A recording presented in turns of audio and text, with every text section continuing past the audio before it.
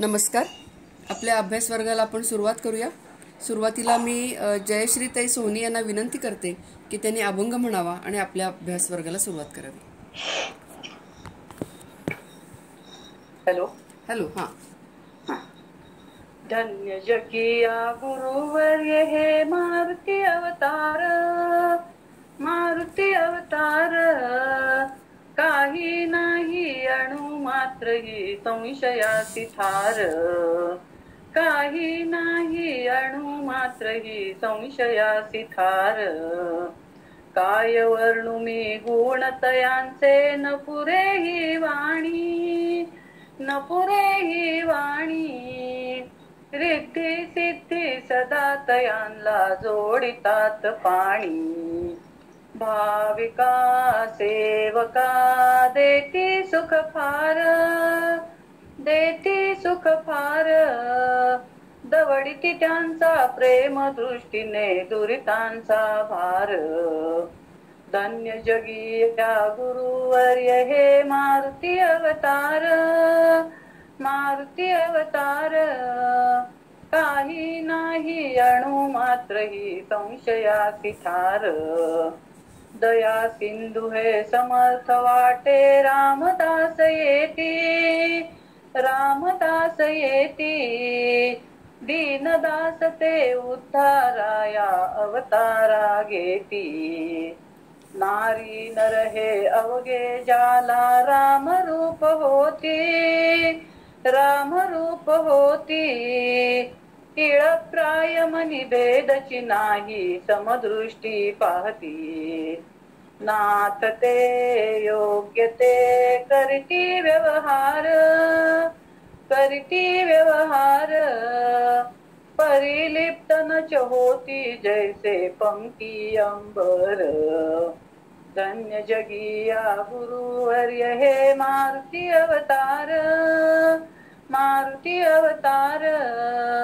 काही नाही अणु मात्र ही संशयासी फार ज्यांची वृत्ती सदा आनंदी आत्मसुखी विलसे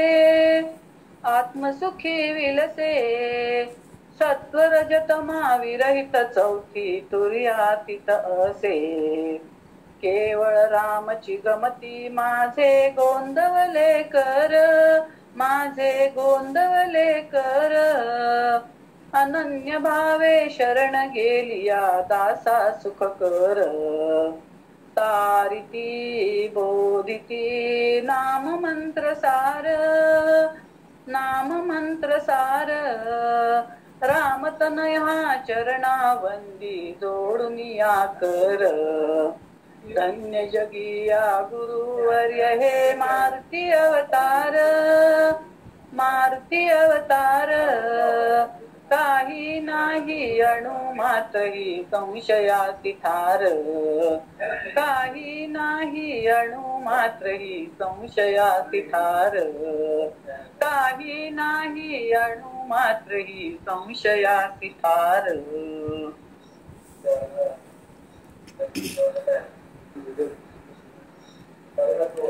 छान.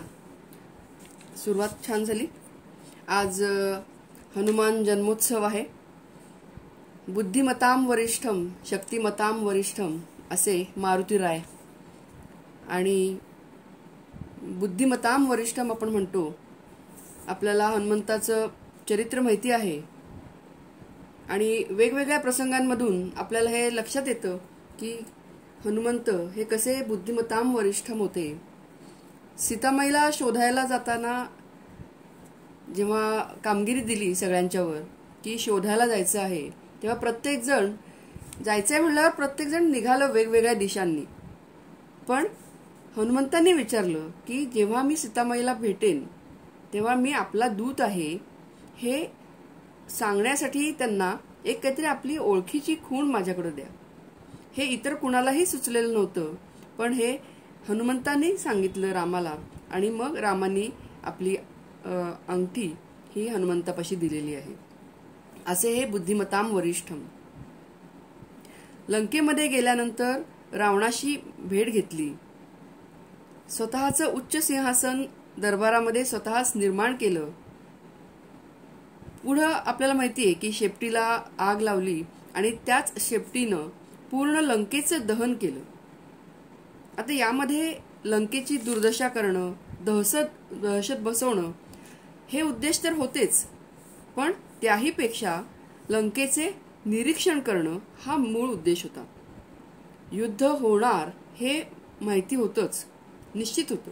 मग लंकेमध्ये किती शस्त्र आहेत, किती अवजारं आहेत, फौजफाटा किती आहे, पायदळ किती, घोडदळ किती, ही सगळी माहिती घेण्यासाठी म्हणून लंकेमध्ये फिरण्यासाठी ही त्यांनी युक्ती केली. आणि त्याचबरोबर एक दहशत बसवणं हे सुद्धा त्यांचा उद्देश हा होता. असे हे बुद्धिमताम वरिष्ठम. शक्तिमताम वरिष्ठम. समुद्र ओलांडून एका ढांगेसरशी म्हणजे उडून जाऊन वायुमार्गे समुद्र ओलांडून लंकेला पोहोचणं हे शक्तिमताम वरिष्ठम असल्याशिवाय शक्य नव्हतं. अगदी जन्मोत्सवाचीच जन्मानंतर सूर्याकडे ते झेपावलेले आहेत. एक फळ वाटलं त्यांना आणि सूर्याकडे झेप घेतली. हे शक्तिमताम वरिष्ठम असल्याशिवाय शक्य नव्हतं.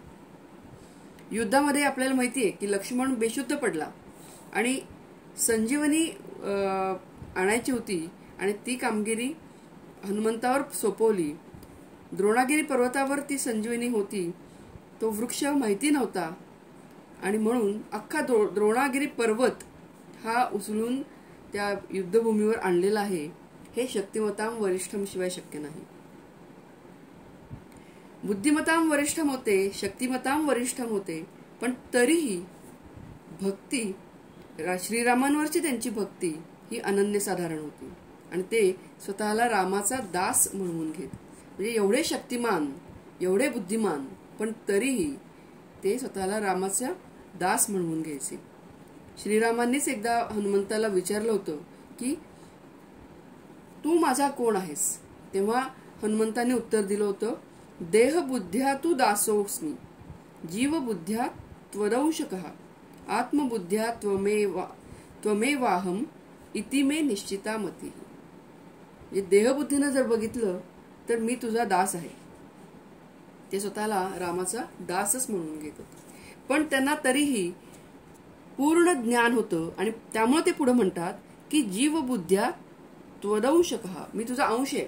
जीवबुद्धीनं बघितलं तर मी तुझा अंश आहे आणि आत्मबुद्धीनं जर बघितलं तर मी आणि तू एकच आहे. म्हणजे श्रीरामांना ते म्हणतात की तुम्ही आणि मी हे एकच आहे. इति मे निश्चिता मतीही, हे मला नक्की ठाऊक आहे, पक्क ठाऊक आहे. म्हणजे ते पूर्ण ज्ञानी सुद्धा होते. स्वतः उड्डाण करून लंकेत पोहोचले, लंका दहन केली. मग अशा या हनुमंताला सीतामातेला आपल्या खांद्यावर बसवून आणणं श्रीरामांच्याकडं हे अशक्य नव्हतं. पण श्रीरामांनी सीतेचा शोध लावायला सांगितलं होतं. सीतेला आपल्या बरोबर परत आणण्याची आज्ञा नव्हती. आणि दुसरी गोष्ट म्हणजे सीतेला सोडवून आणण्याचं श्रेय हे श्रीरामांनाच मिळायला हवं. यासाठी त्यांनी सीतामाईला आपल्या बरोबर आणलेलं नाहीये. ही भक्ती आहे. श्रीराम अयोध्येमध्ये आले आणि रामराज्याला सुरुवात झाली. प्रत्येकाला भेटवस्तू काही ना काही दिली, पण हनुमंताला काहीच दिलं नाही. तेव्हा सीतामाईला वाटलं की हनुमंताला काहीच दिलं नाही तर आपण आपल्या गळ्यातली मोत्याचा कंठा हा द्यावा. आणि सीतामाईने आपल्या गळ्यातला मोत्याचा कंठा हार हा हनुमंताला दिला भेट म्हणून. हनुमंताने ते घेतला आणि लांब जाऊन बसला आणि काय केलं तर एक एक मणी हा दातांनी फोडून बघायला सुरुवात केली. सीतामाईला काही समजे ना की हा असं का करतोय, ह्याला ह्याचं मोल समजलं नसावं बहुतेक, त्यामुळे हा असं करतोय. म्हणून मग सीतामाईने विचारलं की अरे असं का करतोयस, हा मौल्यवान असा मोत्यांचा हार आहे आणि हा दातांनी मणी फोडतोयस कशासाठी? तेव्हा त्यांनी सांगितलं की मी हे मणी फोडून बघतोय की ह्याच्यामध्ये राम आहे का. ज्यामध्ये राम नाही ती वस्तू मला उपयोगी नाही. केवढं मोठं तत्वज्ञान सांगितलंय बघा, की ज्यामध्ये राम नाही ती वस्तू, ती गोष्ट मला उपयोगाची नाही. आणि मग तुझ्याजवळ राम आहे का असं विचारल्यावर छाती फाडून दाखवतात की हा माझ्याजवळ राम आहे, हे राम हा आमच्यामध्येच आहे. हनुमंतांनी हे स्वतः दाखवून दिलं आणि त्याप्रमाणे आचरणही केलं.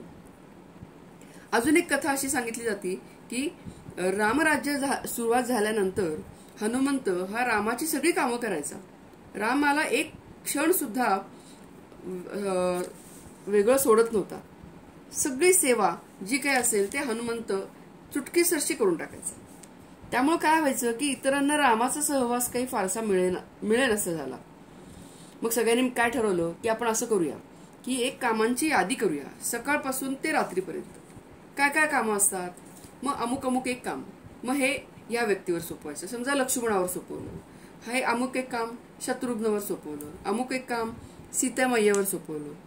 तर अशी ही कामं ही आपण प्रत्येकावर सोपवूया, म्हणजे मग प्रत्येकालाच रामाची सेवा करण्याचं भाग्य मिळेल.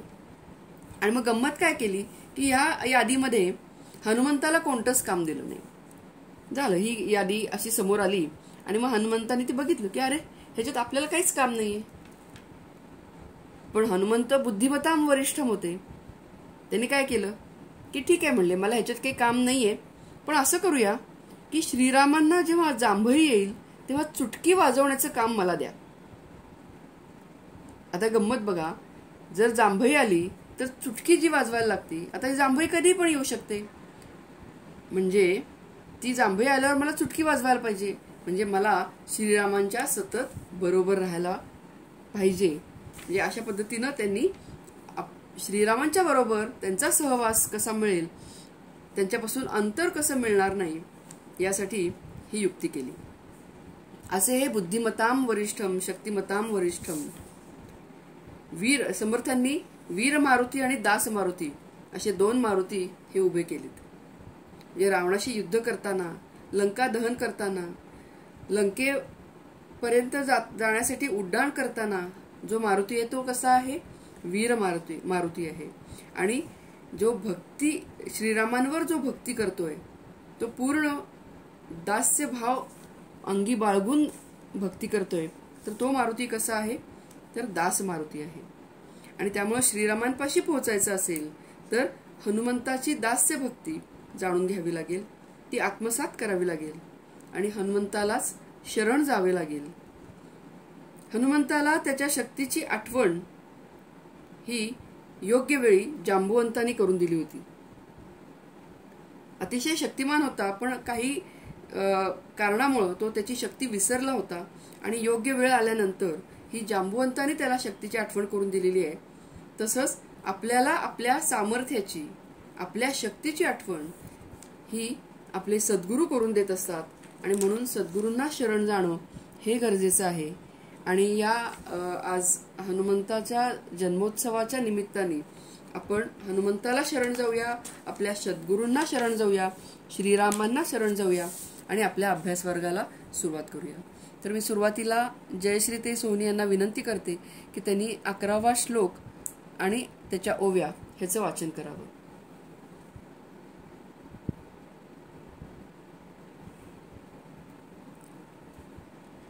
जयश्री ताई.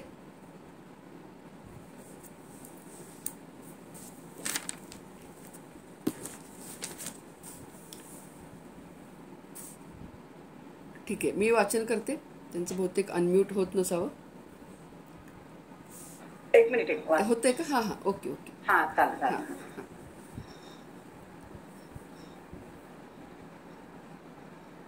11वा श्लोक.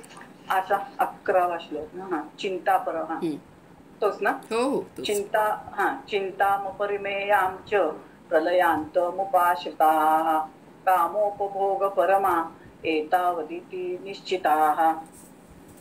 याची एका आयती तयाचिया कर्म प्रवृत्ती आणि जिनिया ही परवती वाहती चिंता. पाताळाहुनी निम्न जिये जिये उंचिये साने गगन जे पाहता त्रिभुवन अणुहीन हे. ते योगपटाची मवणी जीवी अनिमय चिंतवणी जे सांडू नेणे मरणी वल्लभा जैसी. तैसी चिंता अपार वाढविती निरंतर जीवी सुनी असार विषयाधिक स्त्रिया गाईले ऐकावे, स्त्री रूप डोळा देखावे, सर्वेंद्रिये अलिंगावे, स्त्रिये तेची पुरवंडी की जे अमृते, ऐसे सुख स्त्रिये परवते, नाहीची मोती चित्ते निश्चयो केला, मग तयाची स्त्री भोगा, लागी पाताळ स्वर्गा, धावती दिग्विभागा परवतेही. सुरुवात करूया आपण. ब्रह्मानंदम परमसुखदम केवलम ज्ञानमूर्तिम द्वंद्वातीतं गगनसदृशं तत्त्वमस्यादिलक्ष्यम् एकं नित्यं विमलमचलं सर्वदी साक्षिभूतं भावातीतं त्रिगुणरहितं सद्गुरुं तं नमामि. गुरुर्ब्रह्मा गुरुर्विष्णु गुरुर्देवो महेश्वरः गुरुः साक्षात् परब्रह्म तस्मै श्री गुरवे नमः. अलंकापुरी पुण्यभूमी पवित्र तिथे नांदतो ज्ञान राजा सुपात्र तया आठविता महापुण्य राशी. नमस्कार माझा सद्गुरु श्री ज्ञानेश्वरासी. आपण पहिल्यांदा अर्थ पाहूया. मृत्यूपर्यंत अनंत चिंतांनी त्रस्त झालेले आणि विषयोपभोगामध्ये रममाण झालेले आसुर लोक हाच परमपुरुषार्थ आहे असे मानतात. प्रलयंताम म्हणजे मृत्यूपर्यंत, प्रलयांताम मृत्यूपर्यंत, अपरिमेयाम चिंताम उपाश्रिताः म्हणजे अनंत चिंतांचा आश्रय घेतलेले, आणि कामोपभोग परमाः म्हणजे विषयभोगामध्ये रममाण झालेले, एतावत इति निश्चिताः म्हणजे हाच परमपुरुषार्थ आहे असे निश्चित मानणारे.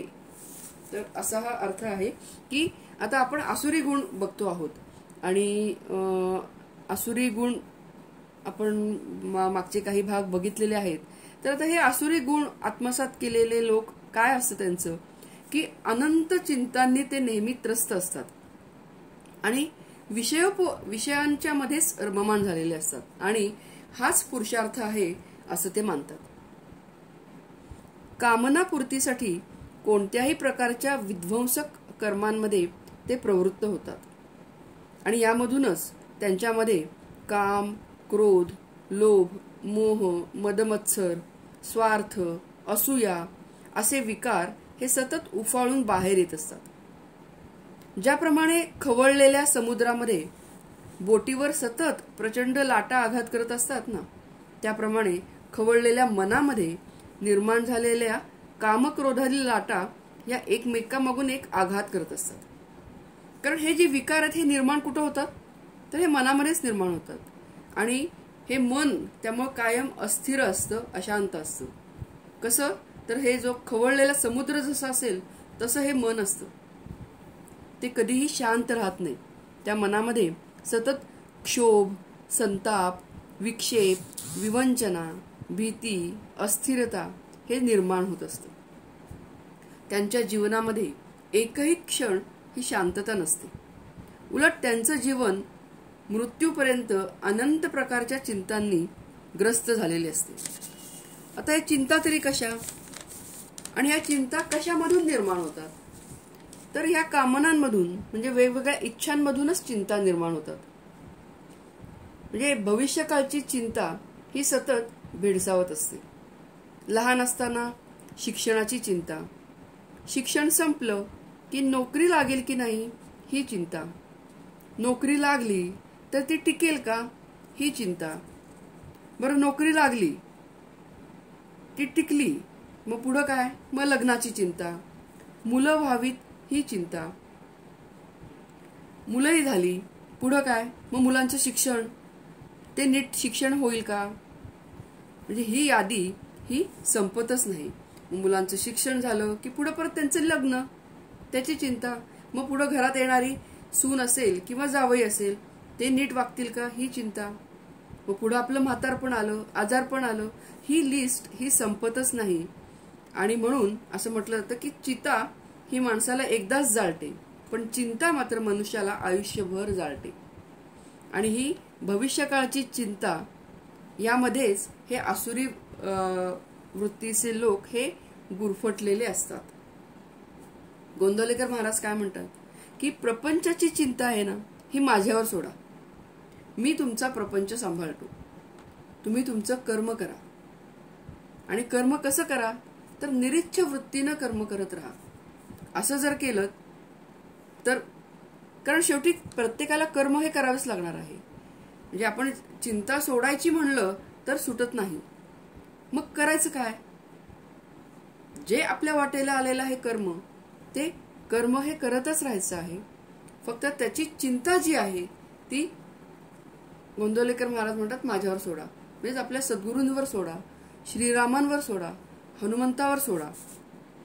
असं जर केलं तर आपण आपलं कर्म जे आहे ते अधिक चांगल्या पद्धतीनं करू शकू. समर्थ रामदास स्वामी हे वयाच्या 8व्या वर्षी म्हणतात, चिंता करीतो विश्वाची. एका अडगळीच्या खोलीत ते बसून ध्यानस्थ बसलेले होते आणि कुठं गेला नारायण म्हणून आई सगळीकडे शोधतीये. आणि नारायण कुठं सापडला, तर एका खोलीमध्ये ध्यानस्थ बसलेला सापडला. आई विचारते की अरे नारायणा काय करतोयस? तेव्हा नारायण काय म्हणतो, चिंता करीतो विश्वाची. ही त्यांची चिंता होती. ही आमच्यासारखी चिंता नव्हती. ही स्वार्थानं लटपटलेली चिंता नव्हती. अख्ख्या विश्वाची चिंता त्यांना लागून राहिलेली होती. आणि खरोखर त्यांनी अवघ्या विश्वाची चिंता ही आयुष्यभर वाहिली. आपला प्रपंच हा बाजूला ठेवला, आपला स्वार्थ बाजूला ठेवला आणि मनुष्य जातीच्या कल्याणासाठी ते झटले.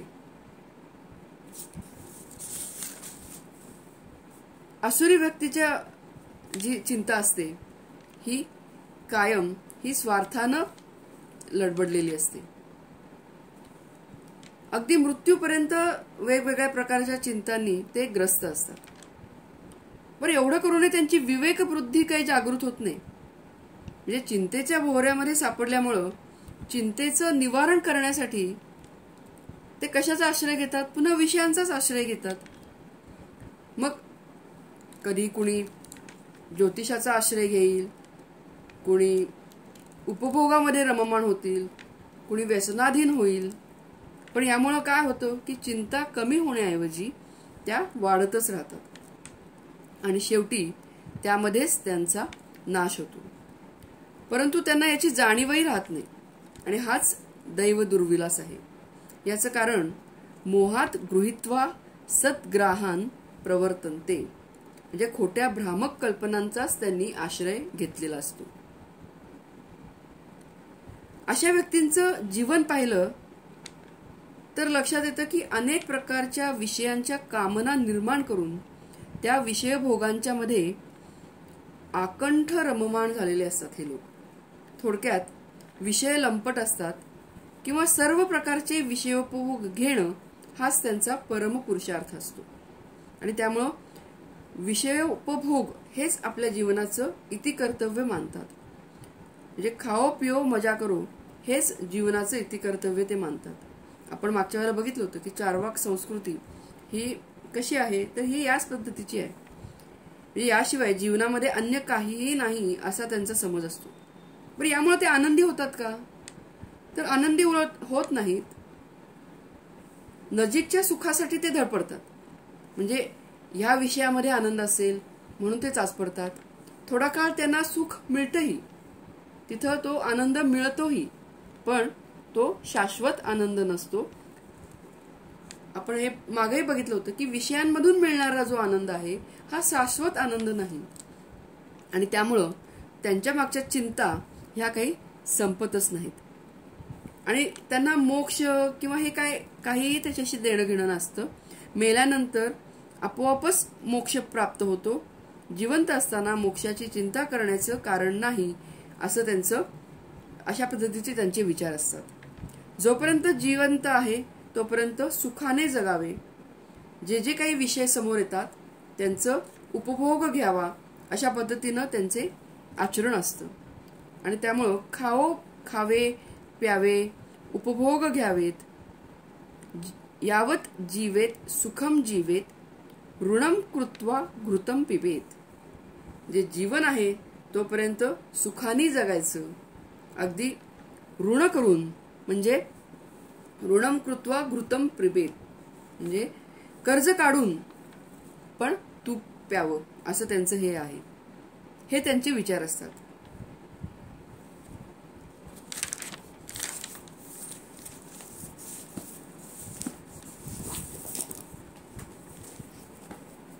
आणि होतं कसं की आपले काही दोष आहेत हेच मनुष्य बरेचदा ऍक्सेप्ट करत नाही. म्हणजे सकळ अवगुणामध्ये अवगुण, आपले अवगुण वाटती गुण, मोठे पाप करंटपण चुके नाकी. समर्थ रामदास स्वामी म्हणतात, सकळ अवगुणामध्ये अवगुण. सगळ्यात मोठा अवगुण कुठला आहे तर आपले अवगुण हे गुण वाटतात. म्हणजे बघा, आपल्याला कधीतरी असं राग आला तर आपण आपल्या रागाचं समर्थन करतो की बरोबर आहे ना, हे राग येणं हे बरोबरच आहे, वस्तुस्थिती परिस्थितीच अशी होती की त्यामुळे मला राग आला, हे आपणच आपलं समर्थन करत राहतो. त्यामुळं समर्थ रामदास स्वामी काय म्हणतात की सकळ अवगुणामध्ये अवगुण, आपले अवगुण वाटती गुण, मोठे पाप करंटपण चुके नाकी. हे सगळ्यात मोठं करंटपण आहे की आपले अवगुण हेच गुण वाटतात, हे मोठं सगळ्यात करंटेपण आहे. आणखीन एका ठिकाणी समर्थ रामदास स्वामी म्हणतात, हस्त बांधीजे ऊर्ण तंते, लोभे मृत्यो भ्रमराते, ऐसा जो प्रपंची गुंते, तो एक पडत मूर्ख. पडत मूर्खाची लक्षणं सांगताना रामदास स्वामी म्हणतात, हस्त बांधीजे ऊर्ण तंते, म्हणजे ऐहिक देहसुखाच्या पाशातून स्वतःची सुटका करून घेण्याचं सामर्थ्य खरं तर माणसाजवळ असतं, पण कोळ्याच्या नाजूक धाग्याने आपलाच हात बांधून घ्यावा आणि तो धागा तोडता येत नाही असं म्हणावं, तसं हे माणसाचं आहे. माणसाने ठरवलं तर ह्या ऐहिक विषयांच्या पाशामधून मनुष्य स्वतःची सुटका करून घेऊ शकतो, तेवढं सामर्थ्य मनुष्याकडे आहे, तेवढी बुद्धी आहे. पण कोळ्याच्या नाजूक धाग्याने आपणच आपले हात बांधून घ्यावेत तसं मनुष्याचं आहे की तो आता मला धागा तोडता येत नाही. किंवा भुंग्याने कमळातील परागाला भुलून जाऊन त्याच्या नाजूक पाकळ्यात छेदून बाहेर पडता येत नाही असं म्हणावं. म्हणजे भुंगा कमळाच्या पाकळ्यांवर बसतो, ते परागाला भुलून जातो आणि मग रात्री कमळाच्या पाकळ्या मिटतात, पण भुंगा मात्र आतच सापडतो आणि गुदमरून जातो. पण तो काय म्हणतोय की मी त्या पाकळ्या छेदून बाहेर जाऊ शकत नाही. खर तर भुंग्याची ताकद किती आहे तर लाकडाला सुद्धा भोग पाडता येईल एवढी त्याची ताकद आहे. मग हे कमळाच्या पाकळ्या तर तो निश्चितच भेदून जाऊ शकतो. तसं आपल्या मनुष्यांचं झालेलं आहे की या विषयामध्येच आपण इतके गुरफटून गेलेले आहोत, आपण विषयांना धरलेला आहे, पण आपण काय म्हणतो विषयांनी आम्हाला पकडलेलं आहे. ती तुकाराम महाराजांची एक गोष्ट होती की एकदा तुकाराम महाराज म्हणतात, त्यांच्या जवळ असणाऱ्या एका माणसाला विचारतात की अरे तू का बरं येत नाहीस सत्संगाला किंवा भजनाला. तेव्हा तो माणूस म्हणतो की काय करणार, प्रपंचामध्ये इतका गुरफटून गेलेलो आहे की मला काही ह्याच्यातून बाहेरच पडता येत नाही. आणि काहीतरी शंका विचारण्यासाठी तो तुकाराम महाराजांपाशी आलेला होता की प्रपंचामधलीच काहीतरी दुःख असेल किंवा काही शंका असेल ते सांगण्यासाठी किंवा त्यातून मार्ग काढण्यासाठी सल्ला घेण्यासाठी म्हणून तो तुकाराम महाराजांच्याकडे आलेला होता. तेव्हा तुकाराम महाराज त्याला 1-2 दिवसांनी बोलवतात, अमुक अमुक वाजता ये. तेव्हा त्या दिवशी ते पोचतो माणूस त्यांच्याकडे. तेव्हा तुकाराम महाराज एका खांबाला धरून हिसकी करत असलेले त्या माणसाला दिसतात. तर तो माणूस विचारतो की हे महाराज आपण काय करताय. तेव्हा तुकाराम महाराज म्हणतात की या खांबाने मला पकडलंय आणि मी यातून बाहेर पडू शकत नाही. तर तो माणूस म्हणतो की असं कसं, आपणच धरलंय खांबाला, आपण सोडलं तर निश्चित या खांबापासून आपली मुक्तता होऊ शकेल.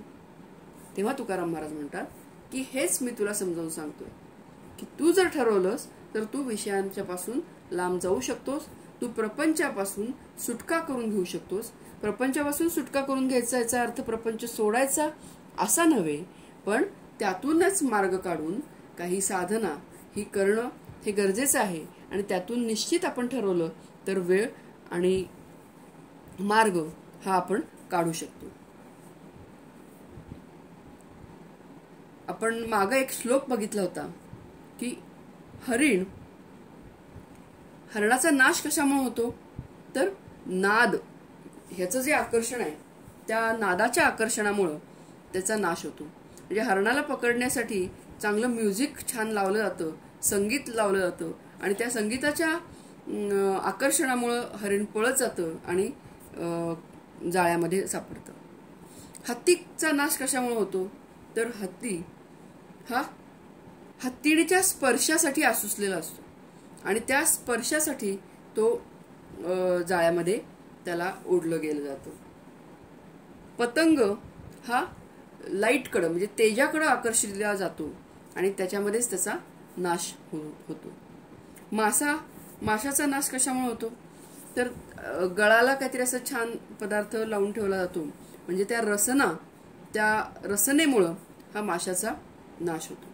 आणि भुंगा आपण बघितलं की परागकणांचा जो सुवास आहे त्या सुवासामुळं तो अडकतो फुलामध्ये आणि त्याचा नाश होतो. म्हणजे हरणामध्ये कर्ण हे जास्त स्ट्रॉंग असतं आणि त्याच्यामुळं त्याचा नाश होतो. पंचज्ञानेंद्रियांपैकी कर्ण हे हरणामध्ये जास्त स्ट्रॉंग आहे. हत्तीमध्ये त्वचा, तर पतंग मध्ये डोळे आणि माशामध्ये जिव्हा आणि भुंग्यामध्ये नाक. हे ह्या सगळ्या प्राण्यांमध्ये एकच ज्ञानेंद्रिय हे जास्त स्ट्रॉंग आहे, प्रबळ आहे. आणि माणसामध्ये ही पाचही ज्ञानेंद्रिय ही प्रबळ आहेत आणि त्यामुळे ती पाचही दिशांनी विषयांकडे धाव घेतात आणि त्या विषयांकडे सतत धाव घेण्यामुळेच काय होतं की सतत कामना या वाढत राहतात. एका कामनेमधून दुसरी कामना, दुसऱ्या कामनेमधून तिसरी कामना ह्या सतत वाढत राहतात आणि त्याच्यामुळंच चिंताही वाढत राहतात आणि त्या चिंतांमुळंच मरेपर्यंत या चिंता काही संपत नाहीत. आणि मनुष्याची इति कर्तव्यता काय आहे असं वाटतं मनुष्याला की या कामना पूर्ण करणे, पैसा मिळवणे, पैसा मिळाला की गाडी घेणे, एक गाडी झाली दुसरी गाडी घेणे, घर घेणे, एक घर झालं दुसरं घर घेणे, ह्या कामना ह्या संपतच नाहीत. आणि म्हणून खरा मनुष्याचा पुरुषार्थ काय आहे हे मनुष्याने समजावून घेणं हे गरजेचं आहे. तरच मनुष्य चिंतांमधून मुक्त होऊ शकेल. आपण पुढचा श्लोक बघूया, 12वा श्लोक आणि त्याच्या ओव्या. मी जयश्री त्यांना विनंती करते की 12वा श्लोक आणि त्याच्या ओव्या ह्याचं वाचन करा. आशा पाश शतैर्बद्धा काम क्रोध परायणाः यन्ते काम भोगार्थ मन्यायेनाथ संजयान. अमीश कवळू थोरी आशा न विचारिता गिळी मासा तैसे की जे विषयाशा तयांसी गा वांछित तव न पवती. मग कोरडियेची आशेची संतती वाढवू होती कोश किडे आणि पसरिला अभिलाषू अपूर्ण होय तोची द्वेषू. एवं काम क्रोधाहुनी अधिकू पुरुषार्थू नाही. दिहा खोलणे रात्री जागोवा ठाणांतरिया जैसा पांडवा. अहोरात्रींही विसावा भेटेची ना तैसे उंचवणी लोटिले कामे. ने हटती क्रोधाचिये ढेमे तरी राग द्वेषे प्रेमे न माती केहे. तेवींची जीवींची हावा विषय वासनांचा मेळावा केला परितो भोगावा अर्थे कीना. म्हणून भोगावया जोगा पुरता अर्थ पैगा आणावया जगा झोंबती सैरा. एका ते साधुनी मारिती एकाची सर्वस्वे हरिती. एका लागी उभारिती अपाय यंत्रे. पाशिके पोटी वाघुरा सुनी ससाणे चिकाटी खोचरा. घेऊन निगती डोंगरा पारधी जैसे. ते पोसावया पोट मारुने प्राणियांचे संघाट. आणि ती ऐसे निकृष्ट तेही करती. परप्राण घाते मेळविती वित्ते. मिनलया चित्ते तोषणे कैसे. आपण आधी माऊलींच्याच ओव्या बघूया, 11व्या श्लोकाचेही बघूया आणि मग 12व्या श्लोकाचेही बघूया आणि मग पुढे जाऊया. 11व्या श्लोकाचा आपण मगाशी अर्थ बघितला होता. तर माऊली काय म्हणतात ते बघूया. माऊली म्हणतात याच एका सामुग्रीने त्यांची कर्म प्रवृत्ती असते आणि ते असुर जगण्याच्याही पलीकडली मरणानेही न संपणारी चिंता वाहतात। त्यांची प्रवृत्ती कशी आहे की सतत विषयांमध्येच रममाण असलेली अशी त्यांची प्रवृत्ती आहे आणि त्यामुळे सतत त्यांना कसली ना कसली तरी चिंता असते, काळजी असते। आता ही चिंता कशी आहे तर जी चिंता पाताळापेक्षा खोल असून तिच्या उंचीच्या मानाने आकाश ठेंगणे आहे इतकी ती विस्तारलेली आहे आणि मोठी आहे। कशी आहे? पाताळापेक्षा पण खोल आहे आणि उंची किती तर आकाश पण ठेंगणं वाटावं इतकी तिची उंची आहे। आणि तिच्या विस्ताराकडे पाहिले असता त्रिभुवन हे अणु एवढेही नाही। म्हणजे थोडक्यात अतिशय गहन आणि मोठी अशी ही चिंता ही आसुर वृत्तीचे लोक हे सतत वाहत असतात। नवीनच संन्यास घेतलेल्या मनुष्यास संन्यास दीक्षेबरोबर आलेल्या नियमांची जशी सारखी घोकणी करावी लागते त्याप्रमाणे त्याच्या अंतःकरणात अमर्याद चालणारी विवंचना असते। म्हणजे नवीनच संन्यास घेतलेला एखादा मनुष्य आहे तर त्याला दीक्षा घेत असताना संन्यास घेत असताना काही नियम देतात की याप्रमाणे वागायचं आहे। आता नवीनच संन्यास घेतलेला असल्यामुळं हे जे काही नियम सांगितलेले असतात सद्गुरूंनी त्या नियमांची त्याला सतत आठवण ठेवावी लागते। पण हळूहळू जसा दिवस जातील पुढे पुढे तसं ती आठवण ठेवावी लागत नाही। म्हणजे जेव्हा आपण गाडी चालवायला शिकतो तेव्हा कशा पद्धतीनं क्लच, ब्रेक, पाय, हात हे कशा पद्धतीनं त्याचं हालचाल करायची हे नवीन शिकताना आपल्याला सतत लक्षात ठेवावं लागतं। पण एकदा त्याची उजळणी झाली की ते ऑटोमॅटिक त्या क्रिया घडत जातात। त्याप्रमाणे त्याच्या अंतःकरणात अमर्याद चालणारी विवंचना असते। त्याच्या अंतःकरणात काय आहे की सतत विवंचना आहे। पुढे माऊलीने एक दाखला दिलाय की पतिव्रता स्त्री पती मेला तरी त्याचा त्याग करण्याचा विचारही मनास शिव न देता त्याबरोबर सती जाते, तशी अखेरपर्यंत न सोडणारी चिंता ही त्याच्या ठिकाणी असते। म्हणजे मेल्यानंतर सुद्धा ती चिंता त्याची काही संपत नाही। असार जे विषयाधिक त्याविषयी इच्छा मनात ठेवून ते निरंतर अमर्याद अशी चिंता वाढवतात। कशामुळे ही चिंता निर्माण होते तर या विषयांच्या मुळेच ह्या चिंता, कारण विषयांच्या मुळे इच्छा निर्माण होतात मनामध्ये आणि मग ती इच्छा ही पूर्ण होईल का नाही यामुळे चिंता निर्माण होते। स्त्रियांनी गायलेले ऐकावे, स्त्रीचे रूप डोळ्यांनी पाहावे, हे कसे हे विषय हे असुर वृत्तीचे लोकांचे असतात ते माऊलींनी सांगितलेले आहे की स्त्रियांनी गायलेले ऐकावं, स्त्रियांचे रूप डोळ्यांनी पाहावे, सर्वेंद्रियांनी स्त्रीलाच आलिंगन द्यावे असे त्यांचे कामना असतात। ज्या सुखावरून अमृत ओवाळून टाकावे असे सुख स्त्रीशिवाय इतर ठिकाणी नाहीच असा त्यांच्या चित्ताने निश्चय केलेला असतो। मग त्याच स्त्री भोगाकरता पाताळ, स्वर्ग व दाही दिशांच्या विभागापलीकडेही ते धावत राहतात। तर हे असुर वृत्तीचे लोक कसे असतात हे त्याचे त्यांनी थोडेसे दाखले किंवा त्याचं सांगितलेलं आहे माऊलींनी। आणि 12व्या श्लोकामध्ये काय म्हटलेलं आहे तर अर्थ बघूया आधी आपण। शेकडो आशापाशांनी बद्ध झालेले काम क्रोध परायण होऊन आपल्या कामाच्या उपभोगाकरिता अन्यायाने द्रव्य संचय करण्याची ते इच्छा करतात। कारण काम पूर्ण होण्यासाठी, इच्छा पूर्ण होण्यासाठी काय गरज आहे? पैशाची गरज आहे आणि म्हणून द्रव्य संचय करणं गरजेचं आहे हे त्यांना माहित असतं। आणि मग तो द्रव्य संचय कुठल्याही मार्गाने करायला ते तयार असतात। मग तो न्याय्य मार्गानेच द्रव्य संचय करायचा असं नाही तर अन्यायाने सुद्धा द्रव्य संचय करण्यासाठी ते मागे पुढे पाहत नाहीत। असे हे आसुरी वृत्तीचे लोक असतात। ज्याप्रमाणे मासा काही विचार न करता मोठ्या आशेने आमिषाची उंडी गिळतो त्याप्रमाणे विषयांच्या ठिकाणी त्यांनी आपली आसक्ती ठेवल्यामुळे त्यांची स्थिती होते। माशा काय करतो? कुठलाही विचार करत नाही, तो मोठ्या आशेने आमिषाची उंडी गिळतो त्याप्रमाणे सतत विषयांची आसक्ती ठेवल्यामुळं त्यांची स्थिती ही अशा पद्धतीने झालेली असते.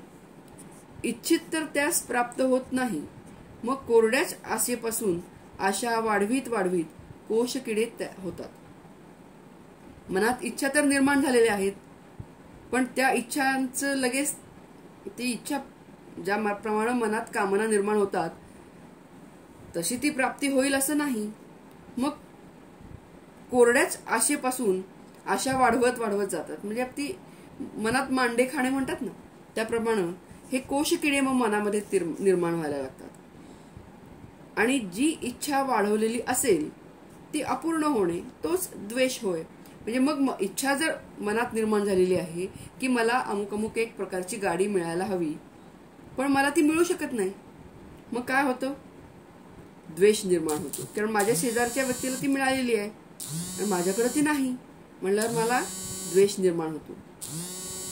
आणि मग मला क्रोध येतो, कारण मला मिळालेले नाही त्यामुळे मला राग येतो. याप्रमाणे कामक्रोधांपेक्षा त्यांच्या मते अधिक योग्यतेचा पुरुषार्थ नाही. म्हणजे ह्याच्यात चूक आहे असं त्यांना काहीच वाटत नाही की मनात इच्छा निर्माण होणं आणि ती इच्छा पूर्ण होत नाही म्हणून क्रोध येणं किंवा द्वेष निर्माण होणं ह्याच्यामध्ये काही चूक आहे असं त्यांना वाटत नाही.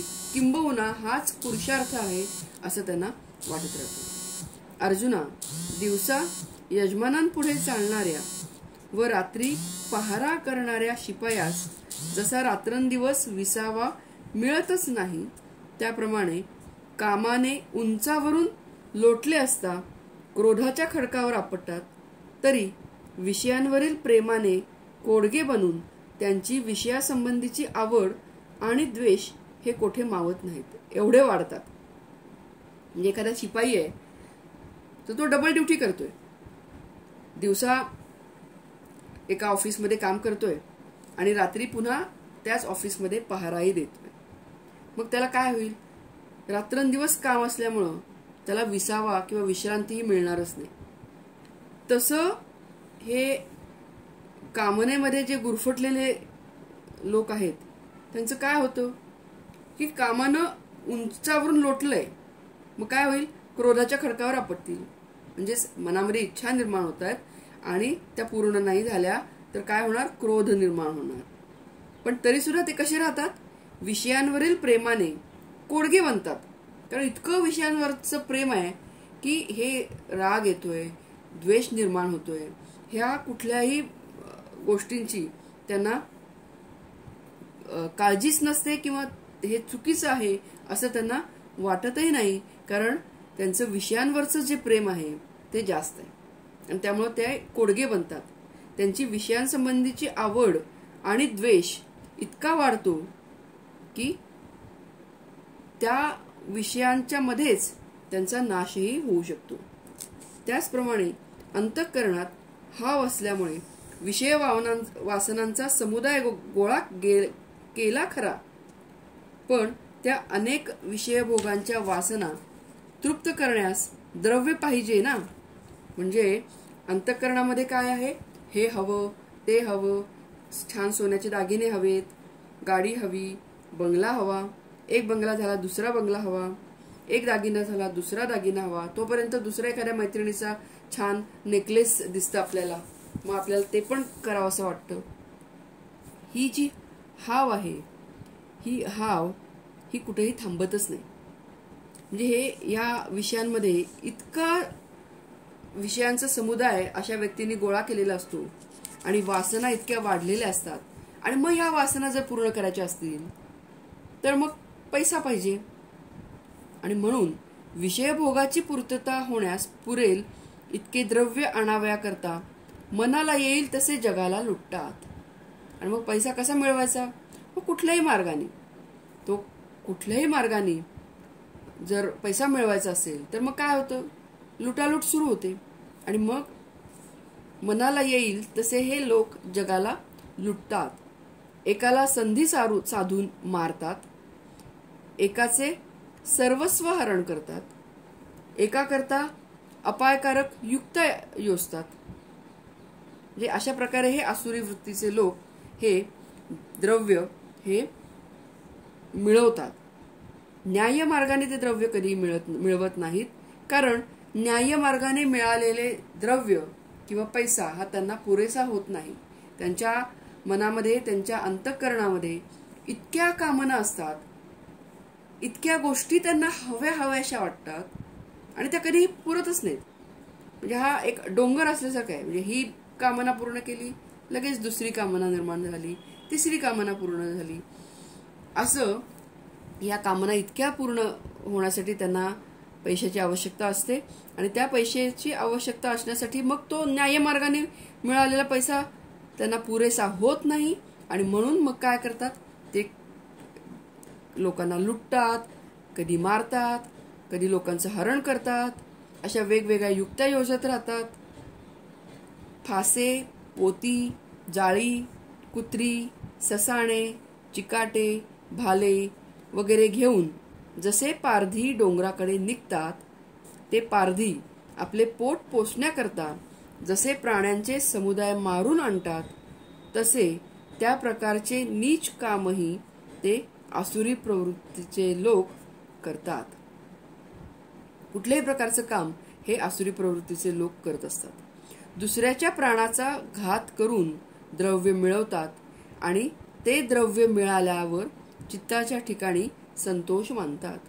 वाल्या कोळीची गोष्ट आपल्याला माहितीये की आपल्या कुटुंबाचं पोषण करण्याकरता, आपल्या कुटुंबाला पैसा मिळवण्याकरता किंवा त्यांचं उदरनिर्वाह करण्याकरता तो काय करत होता, लोकांना मारत होता आणि त्या लोकांना मारून त्यांचं कडून धन किंवा त्यांच्या अलंकार असतील, त्यांच्यापाशी काही धन असतील, काही गोष्टी असतील, त्या ओरबाडून घेत होता आणि तशा पद्धतीनं तो आपल्या कामना ह्या पूर्ण करत होता.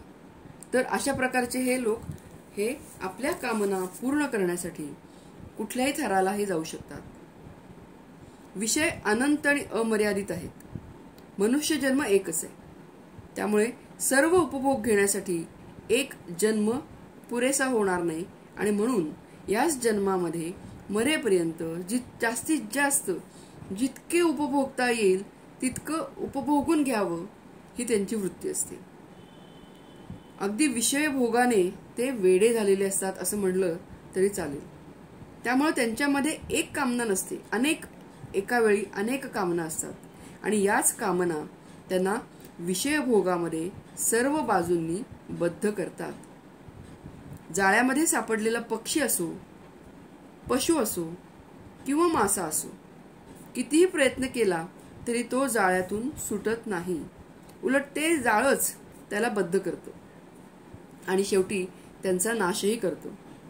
त्याप्रमाणे कामनारूपी जाळ्यामध्ये एकदा मनुष्य अडकला की त्याच कामना त्याला सर्व बाजूंनी शृंखलाप्रमाणे बद्ध करतात, संपूर्ण बद्ध करतात. त्याने प्रयत्न केला तरी त्या सोडत नाहीत. आपण मगाशी उदाहरण बघितलं की हे हरिण म्हणा, हत्ती म्हणा, पतंग, मासा, भुंगा यांच्यामध्ये एकच फक्त ज्ञानेंद्रिय प्रबळ आहे, पण मनुष्यामध्ये 5ही ज्ञानेंद्रिय प्रबळ असल्यामुळं त्या सगळ्या कामनारूपी जाळ्यामध्ये मनुष्य हा अडकला जातो आणि या कामना सगळ्या बाजूंनी मनुष्याला बद्ध करतात. त्यानं कितीही प्रयत्न केला तरी त्या कामना त्याला सोडत नाहीत. नवीन नवीन विषय भोगामध्ये आकर्षित करून बद्ध करतात. अविवेकी, मोहग्रस्त झालेल्या लोकांची बुद्धी ही अनंत कामनांनी युक्त असून विषयांच्या मोहामुळे आकर्षित झालेली असते आणि याचा परिणाम म्हणजे ते सतत काम, क्रोध, लोभ, मोह, मद, मत्सर या सगळ्यांनी अंतर्बाह्य ग्रस्त झालेले असतात आणि या विकारांनीच त्यांचं हृदय हे भरलेलं असतं आणि त्यामुळे ते सतत क्षुब्ध, संतप्त, क्रोधाविष्ट, द्वेष, मत्सर या सगळ्यांनी युक्त असतात. त्यांच्या कर्मामधून, शब्दामधून हेच विकार ओसंडून वाहत असतात. त्यांचे कर्म पाहिलं तर कसं असतं, तर दुसऱ्याला लुबाडावं, फसवावं, कपटाने, अनाचार, अन्यायाने, बलाचा, शक्तीचा, सत्तेचा, शस्त्रांचा उपयोग करून ते द्रव्य मिळवतात. मागच्या काही श्लोकांमध्ये आपण वेगवेगळे उदाहरणं बघितलेली होती की हे राक्षस प्रवृत्तीचे लोक हे कसे वागतात. ते कंसाचं उदाहरण असेल, रावणाचं उदाहरण असेल, यांची वृत्ती कशी आहे हे आपण बघितलं होतं. हिरण्यकश्यपू, प्रत्येकाला लुबाडावं आणि त्याच्यातून आपलं पोट भरावं. आणि मग हे लोक हे कसे करतात की विषयांची त्या मार्गाने प्राप्ती करून घेतात. कुठलाही मार्ग असेल पण त्या मार्गाने ते विषयांची प्राप्ती करून घेतात. परंतु शास्त्रविहित कर्मांच्या मध्ये किंवा दान धर्म करण्यामध्ये मात्र त्यांची यत्किंचित प्रवृत्ती होत नाही. आणि हे सगळं कशासाठी, तर स्वतःच्या स्वार्थासाठी आणि कामना पूर्तीसाठी. आता पूर्वी हे राक्षस लोक होते, पण आता सुद्धा समाजामध्ये अनेक अशा प्रवृत्तीचे लोक हे आपण बघत असतो. कधी कमी प्रवृत्ती असेल, कधी जास्त प्रवृत्ती असेल, पण आपल्या कामना पूर्ण करण्यासाठी कुठल्याही थराला जाणारे लोक हे आजही आपण समाजामध्ये बघतो. आणि वर्तमानपत्र उघडल्यानंतर आपल्याला या अशा प्रकारच्या बातम्या ह्या सतत ह्या बघायला मिळतात. आता या जागतिक स्तरावर ज्या पद्धतीचं युद्ध पेटलेलं आहे, कोल्ड वॉर किंवा टेरिफ वॉर जे पेटलेलं आहे, ते ह्याच प्रकारचं टेरिफ वॉर आहे की प्रत्येकाला आमचा स्वार्थ, प्रत्येक देशाला हा आमचा स्वार्थ कसा साबूत ठेवायचा. मग अमेरिकेला आमच्या देशाची प्रगती व्हावी किंवा आमच्या देशासाठी मग त्यातनं काय आम्ही कुठल्या देशावर कशा प्रकारचे टेरिफ लावू किंवा काय करू. मग अमेरिकेनं चीनवर लावावं, चीनने अमेरिकेवर लावावं. आणि हे युद्ध हे कुठेही थांबायचं नाव घेत नाही. आणि मग यातून कुठं सगळा देश जाणार आहे, सगळं जग कुठल्या खाईत लोटलं जाणार आहे याचा विचार हा एखाद्या व्यक्तीमुळं हे कुठं कुठं आपण जातो हे लक्षात येत नाही. आणि म्हणून कामना ही मनुष्याला ही नेहमी दुःखाच्या खाईतच लोटत असते. तात्पुरतं असं आपल्याला वाटतं की हा विषय मिळाल्यानंतर, प्राप्त झाल्यानंतर आम्हाला आनंद होईल, समाधान मिळेल, सुख मिळेल. पण हा आनंद हा कधीही शाश्वत आनंद नसतो. हा आनंद विषयांच्यामुळे मिळणारा आनंद जो आहे तो कधीही शाश्वत आनंद मिळू शकत नाही. हा नेहमी आपल्यामधील विकार वाढण्याकडेच त्याची प्रवृत्ती वाढत असते, जात असते. आणि म्हणून आमचा पुरुषार्थ काय आहे, तर आमचा पुरुषार्थ हा आहे की विषयांचं सेवन करावं, करू नये असं नाही, पण त्या विषयांचं सेवन हे न्याय्य मार्गाने असावं, मर्यादित प्रमाणात असावं. आमची जी कर्म आहेत ती कर्म करत असताना जे विषय समोर येणार आहेत ते न्याय मार्गाने मर्यादित प्रमाणात उपभोगावेत. कारण प्रत्येकालाच जन्माला आल्यास विरक्ती निर्माण होणं किंवा वैराग्य निर्माण होणं हे शक्य नाहीये.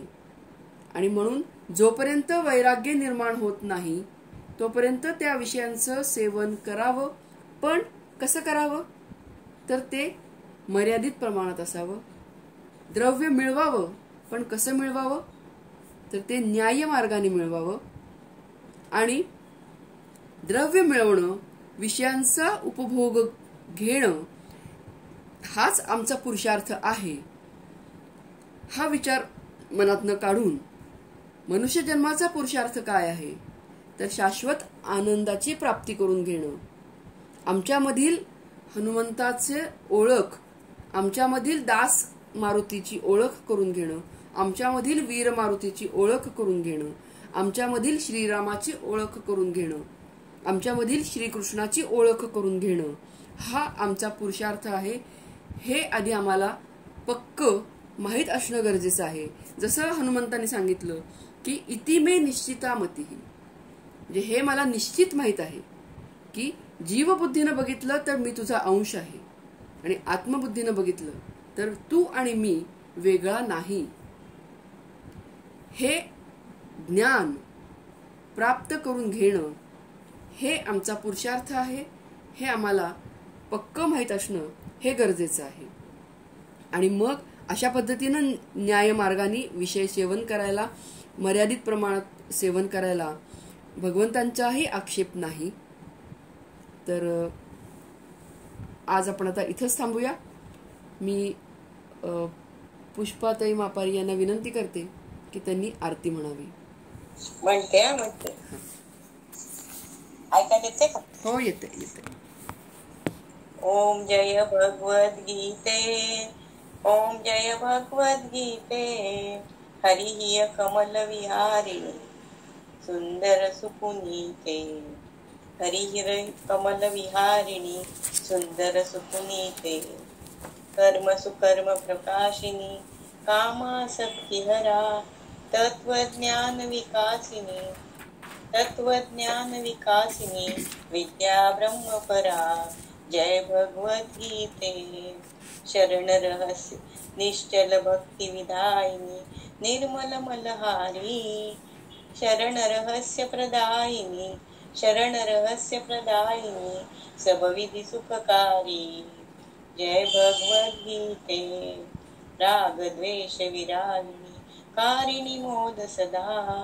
भवभयहारिणी तारिणी भवभयहारिणी तारिणी परमानंद प्रदा. जय भगवद गीते. आसुर भाव विनाशिनी नाशिनी तमरजनी दैवी सद्गुणदायिनी दैवी सद्गुणदायिनी हरिरसिका सजनी. जय भगवद गीते. समता त्याग सिखावनी हरिमुख की वाणी. सकल शास्त्र की स्वामिनी सकल शास्त्र की स्वामिनी श्रुतियों की रानी. जय भगवद गीते. दया सुख बरसावनी मातु कृपा की जय. हरिपद प्रेम दान कर हरिपद प्रेम दान कर अपनो करली जय. जय भगवद गीते. जय भगवद गीते. हरिहर कमल विहारिणी सुंदर सुपुनीते. जय भगवद गीते. जय भगवद गीते. जय भगवद गीते. छान. विद्याधर देशपांडे जॉईन झालेले नाहीये तर विद्याधर आवाज आला नाही? हा, आला आला आला आला. जय श्री. हो, जमलं जमलं जमलं जमलं. पुण्याच्या वेळेला आता विश्वात्मके देवे येणे वाग्यज्ञे तोषावे. तोषोनी मज द्यावे बसाय दान हे. जे खळांची व्यंकटी सांडो तया सत्कर्मी रती वाढो. भूता परस्परे पडो मैत्र जीवांचे दुरितांचे तिमिर जावो. विश्वस्वधर्म सूर्ये पाहो जो जे वांछित तो ते लाहो. प्राणी जात वर्षत सकळ मंगळी ईश्वर निष्ठांची मांदियाळी. अनवर्त भूमंडळी भेट तू भूता तया कल्पतरूंचे आरव. चेतना चिंतामणींचे गाव बोलते जे अर्णव. पियुषांचे चंद्रमे जे अलांछन मार्तंड जे तापहीन ते सर्वाही सदा सज्जन. सोय रे हो तू किंबहुना सर्व सुखी पूर्ण होनी तिन्ही लोकी. भजिजो आदि पुरुषी अखंडित आणि ग्रंथोपजीविये विशेषी लोकीये. दृष्टादृष्ट विजये होवा वेजी येथ म्हणे श्री विश्वेश्वरा हो. आहोईल दान पसावो येणे वरे ज्ञान देवो. सुखिया झाला सुखिया झाला सुखिया झाला.